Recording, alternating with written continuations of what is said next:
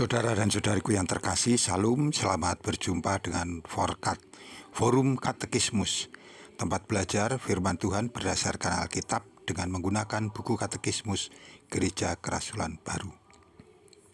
Damai sejahtera Tuhan Yesus Kristus menyertai kita.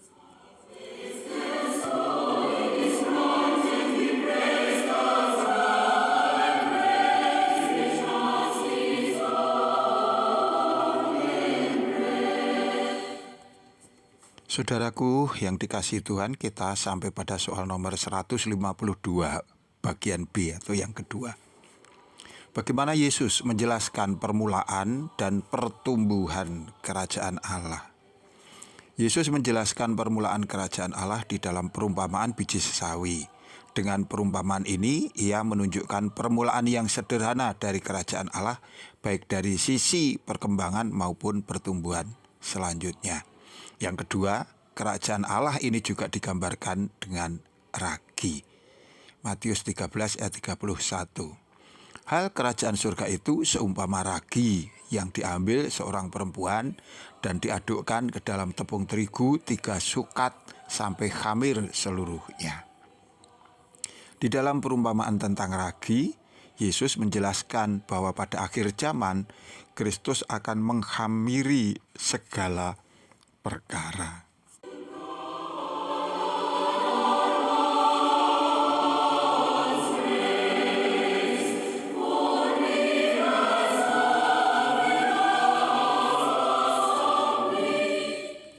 Saudaraku yang dikasihi Tuhan, pada bagian pertama yaitu 152a kita membahas tentang perumpamaan biji sesawi. Untuk bagian yang kedua kita akan mendalami perumpamaan tentang ragi. Dalam pembuatan roti, di sana dibutuhkan ragi. Kalau di tempat kita ada juga proses yang mirip dengan itu, misalnya dalam pembuatan tape atau peyem, ya kita kenal itu. Ragi ini bentuknya akan kecil, ya kecil saja, sederhana, bahkan juga harganya murah. Namun jika sudah dicampurkan ke dalam adonan, ia akan menunjukkan kinerjanya yang luar biasa. Ia akan berkembang dan mempengaruhi seluruh adonan.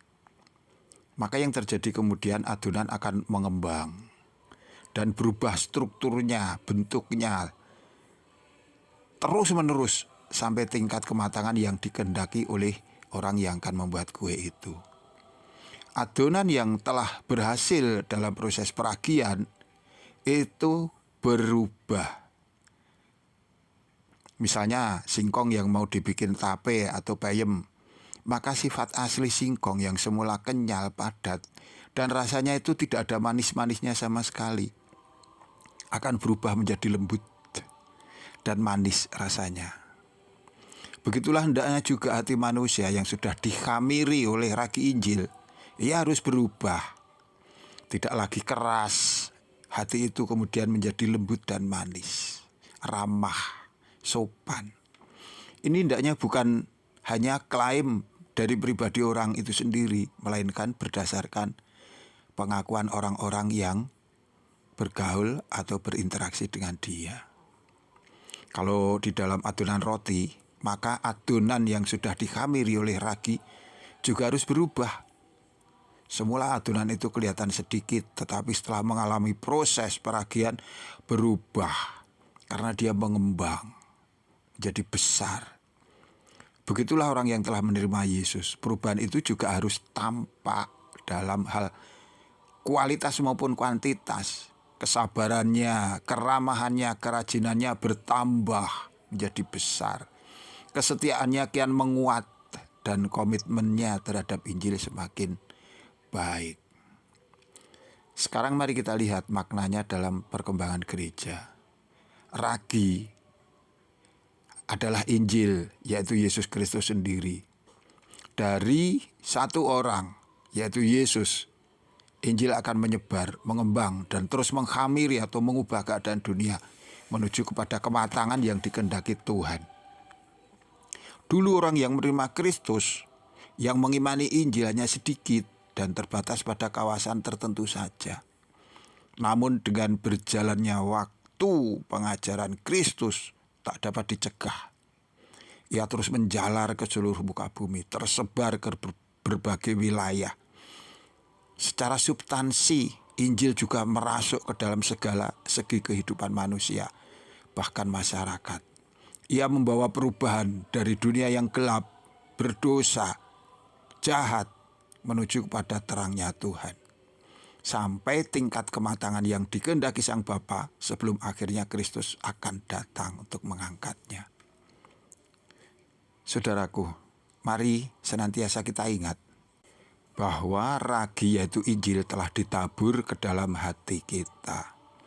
Awalnya iman kita itu mungkin kecil saja, kecil sekali, sederhana dan tampak biasa.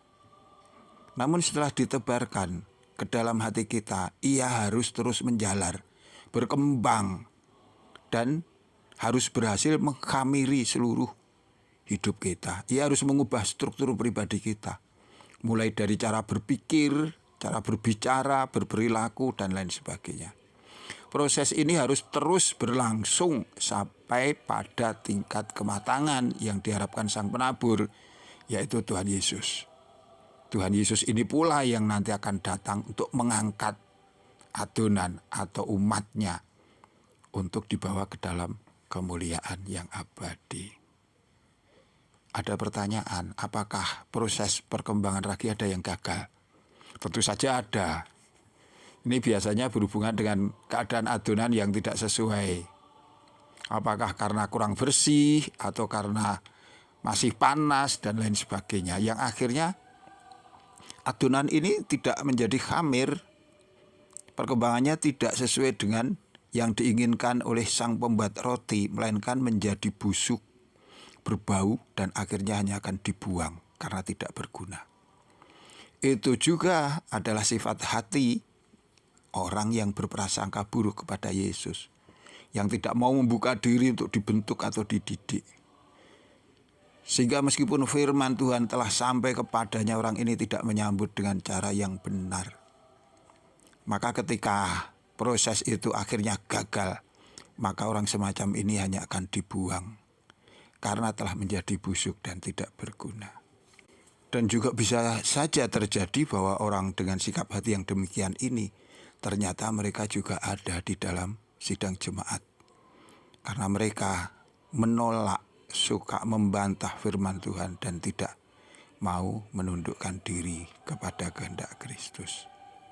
Saudaraku, kesimpulannya adalah Kristus yang menaburkan Injil menjamin masa depan manusia dalam kemuliaan. Namun, kita manusia harus siap menerima dengan sikap yang benar. Jika hati manusia tidak mau terbuka, maka proses selanjutnya akan gagal dan manusia hanya akan binasa. Maka jadilah adonan yang baik, yaitu manusia yang ramah terhadap Injil dan terbuka menyambut firman Tuhan. Tuhan memberkati kita. Sampai jumpa. Amin.